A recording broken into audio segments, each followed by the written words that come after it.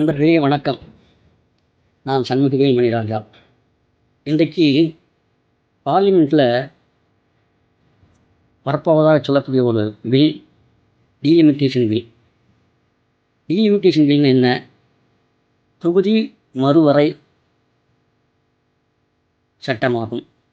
தொகுதி மறுவரை சட்டம் 2026 வரப்போகிறது என்பதை பற்றி பேச்சு தான் வெகுவாக அடிபட்டுக் கொண்டிருக்கிறது. தமிழ்நாட்டு சட்டமன்றத்தில் கூட இன்றைக்கு அது பற்றி பேசி ஒரு தீர்மானத்தை நிறைவேற்றப் போகிறார்கள். சரி, தொகுதி மறுவரை ஏன் அவசியம், ஏன் மத்திய அரசு அதை கொண்டு வர முயற்சிக்கிறது என்பதை பார்ப்போம். அதாவது நம்ம பார்லிமெண்ட்டில் 543 பார்லிமெண்ட் உறுப்பினர்கள் இருக்கிறார்கள். தமிழக சட்டமன்றத்தில் 234 சட்டசபை உறுப்பினர்கள் இருக்கிறார்கள். இவர் எண்ணிக்கை எதை வச்சு இது செய்ய முடிவு பண்ணாங்கன்னா 1971 ஜனத்தொகையை வச்சு இது பண்ணாங்க. என்ன பிரச்சனைனா, சில தொகுதிகளுக்கு 15 லட்சம் பேருக்கு ஒரு பார்லிமெண்ட் மெம்பர், சில தொகுதி 19 லட்சம் பேருக்கு ஒரு பார்லிமெண்ட் மெம்பர், 20 லட்சம் பேருக்கு ஒரு பார்லிமெண்ட் மெம்பர் என்றெல்லாம் கணக்கு போய்கொண்டிருக்கிறது. அன்ஈவனாக இருக்கிறது. ஒரு ஈவனாக கொண்டு வர வேண்டும் என்ற நோக்கில் இந்த சட்டம் ஒன்றிய அரசால் கொண்டு வரப்படுகிறது. இது ஏற்கனவே இந்த ஆண்டு ஏப்ரல் மாதம் 26 ஏப்ரல் கொண்டு வரப்பட்டு பார்லிமெண்ட்டில் பெரும்பான்மை இல்லாததால் அது நிறைவேற்றப்பட முடியவில்லை. எதிர்க்கட்சிகள் அனைத்தும், திமுக உட்பட காங்கிரஸ் உட்பட அனைத்து கட்சிகளும் இதற்கு ஆதரவாக வாக்களிக்கவில்லை. பார்லிமெண்ட் உறுப்பினர்கள் எண்ணிக்கையை உயர்த்த வேண்டும் என்று சொன்னால் சட்ட திருத்தம் அவசியமாகிறது. சட்ட திருத்தத்திற்கு 2 பங்கு உறுப்பினர்களுடைய ஆதரவு தேவை. இப்பொழுது 352 உறுப்பினர்கள் இதற்கு ஓரளவு ஆதரவாக இருப்பதாக ஒன்றிய அரசு பாஜக அரசு கணக்கிட்டிருக்கிறது. தேவைப்படுகின்ற உறுப்பினர் எண்ணிக்கை 42. இந்த 42 உறுப்பினர்களில் திமுகவும் அடங்கும். ஏனென்றால் 2026 ஏப்ரல் மாதம் 16ஆம் தேதி இந்த மசோதா பார்லிமெண்ட்டில் கொண்டு வரப்பட்ட பொழுது அது 2011ஆம் ஆண்டு கணக்குப்படியாக அமைந்த ஜனத்தொகைப்படி இது கணக்கெடுக்கப்பட்டு அந்த மசோதா தயாரிக்கப்பட்டது. இதனால் தமிழ்நாடு போன்ற தென் மாநிலங்களில் எண்ணிக்கை குறைய ஆரம்பித்துவிட்டது. என்ன காரணம் என்றால், தென் மாநிலங்களில் ஜனத்தொகை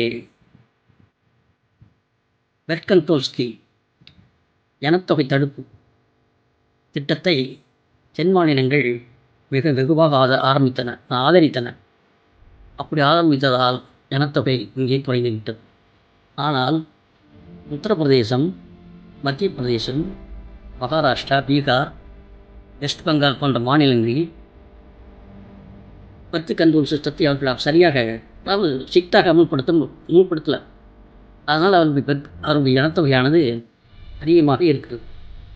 இதனால் அவர்களுக்கு உறுப்பினர் எண்ணிக்கை அதிகமாகவும், தமிழ்நாடு போன்ற தென் மாநிலங்களுடைய உறுப்பினர்கள் எண்ணிக்கை குறைவாகவும் அமைந்திருந்தது தான் காரணம்.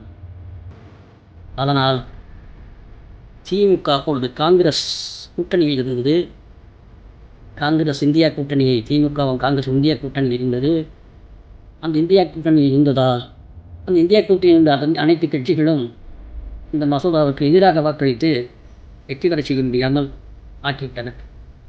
ஆனால் இன்றைக்கு அரசியல் களம் வேறாக இருக்கிறது. திமுக காங்கிரஸ் கூட்டணியில் இல்லை, காங்கிரஸும் திமுக கூட்டணியில் இல்லை.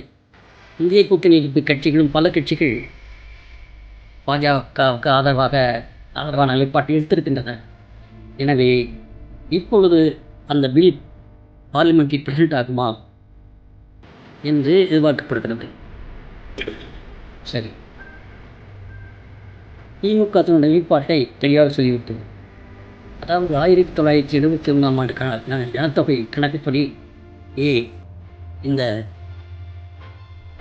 உறுப்பினர் எண்ணிக்கை அமைய வேண்டும். அது கிஞ்சித்தும் குறையக்கூடாது. 2வது, தற்போதுள்ள 39 எம்பி பாராளுமன்ற எண்ணிக்கை குறைக்கப்படக்கூடாது, அதிகமாக்கப்பட வேண்டும். 2வது, நாடு முழுவதும் உள்ள மாநிலங்களினுடைய பார்லிமெண்ட் எண்ணிக்கையை 50% குறையாமல் உறுப்பினர் எண்ணிக்கை அதிகமாக்கப்பட வேண்டும். 3வது, இந்த மசோதாவை எந்தெந்த மாநிலங்களுக்கு எத்தனை உறுப்பினர்கள் எண்ணிக்கை வருகிறது என்பதை அச்சடித்து கொடுத்து கையில் கொடுத்து விட வேண்டும். அதன் பிறகுதான் அது வரையறை, அந்த மசோதாவோ வரைவு மசோதா கையில் தந்த பிறகுதான் நாங்கள் அதை பற்றி பேச முடியும், சிந்திக்க முடியும் என்றவர்கள் சொல்லிவிட்டார்கள். ஆனால் காங்கிரஸ் அதை எதிர்க்காது. காங்கிரஸும் தோழமை கட்சிகள், கூட்டணி கட்சிகளும் அதற்கு எதிரான நிலைப்பாட்டில் இருக்கின்றன. தமிழ்நாட்டில் ஆட்சி செய்யக்கூடிய அவைக்கா கூட அந்த 1971 இனத்தொகை அடிப்படையில் கணக்கெடுக்கப்பட்ட இன்றைய எண்ணிக்கையை வலியுறுத்தி கொண்டு அந்த நிலையை தொடர வேண்டும் என்று அவைக்கா சொல்கிறது. இந்நிலையில் இந்த பில் இன்னும் பார்லிமென்ட்டில் தாக்கல் செய்யப்படவில்லை. ஆனாலும் வறுமை காப்போம் என்ற கணக்குப்படி கட்சிகளில் ஒரு பரபரப்பாக பேசிக் கொண்டிருக்கின்றன, தன்னுடைய நிலைப்பாட்டை சொல்லுகின்றன. இந்த 42 எம்பிக்கள் இருந்தால் இந்த பில் பாஸ் ஆகிவிடும். அந்த 42 எம்பிக்களில் 22 எம்பிக்கள் திமுகவினர். அதனால் திமுகவுடைய தயவு பாஜகவுக்கு தேவைப்படுகிறது. திமுக தன் நிலைப்பாட்டில் தெளிவாக இருக்கிறது. தமிழகத்திற்கு எந்தவித பாதிப்பும் கொள்ளக்கூடாது. 1971 இனத்தொகை கணக்கின்படியே உறுப்பினர் எண்ணிக்கை அமைய வேண்டும்.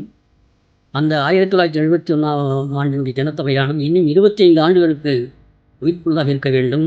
அது மாற்றம் இருக்கக்கூடாது. மேலும் ஒவ்வொரு மாநிலத்திற்கும் 5% அதிகரிக்க வேண்டும் என்ற நிலைப்பாட்டில் திமுக இருக்கிறது. அதன்படி பார்த்தால் தமிழ்நாட்டுக்கு 39, 5% நேரத்தில் 20, 59 எம்பிக்கள் வர வேண்டும். அதே எண்ணிக்கையில் தமிழக சட்டமன்ற உறுப்பினர் எண்ணிக்கையும் அதிகமாக வேண்டும் என்பதில் மிகவும் உறுதியாக இருக்கிறது.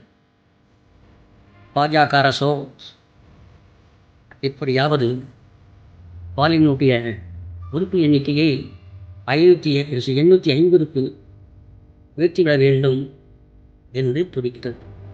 இதனால் என்ன லாபம்? அதாவது ஏற்கனவே சொன்னபடி 19 லட்சம் மக்களுக்கு ஒரு உறுப்பினர், 15 லட்சம் மக்களுக்கு ஒரு உறுப்பினர் என்ற கணக்குப்படி பார்த்தால் அந்த உறுப்பினருடைய எண்ணிக்கையை படி உறுப்பினருடைய உணர்வுகளை, முறைகளை, எதிர்பார்ப்புகளை பார்லிமென்ட்டில் பேச முடியவில்லை. இன்னும் குறைத்தால் ஒரு 10 லட்சத்துக்கு, 5 லட்சத்துக்கு, 6 லட்சத்துக்கு ஒரு உறுப்பினர் என்ற முறையில் இருந்தால் அவர்கள் பார்லிமென்ட்ரி மெம்பர்கள் தன்னுடைய தொகுதியினுடைய நிலைப்பாட்டை, தன்னுடைய குறைபாட்டை, தன்னுடைய எதிர்பார்ப்பை, தேவைகளை பார்லிமென்ட்டில் விரிவாக பேச முடியும். திமுகவின் எதிர்பார்ப்புப்படி மசோதா அமைந்துவிட்டால் திமுக ஆதரவளிக்கும், இல்லை என்றால் திமுக ஆதரவளிக்காது. திமுக போன்ற எதிர்க்கட்சி நிலைப்பாடும் இப்படித்தான் இருக்கிறது. ஆகவே மசோதா பார்லிமென்ட்டில் தாக்கல் செய்யப்படுமா? தாக்கல் செய்யப்பட்டால் திமுக அதற்கு ஆதரவு அளிக்குமா? மசோதா பார்லிமென்ட்டில் நிறைவேற்றப்படுமா என்றெல்லாம் இன்னும் முடிவாகவில்லை. பார்ப்போம், என்ன நடக்குது என்பதை பார்ப்போம். வணக்கம்.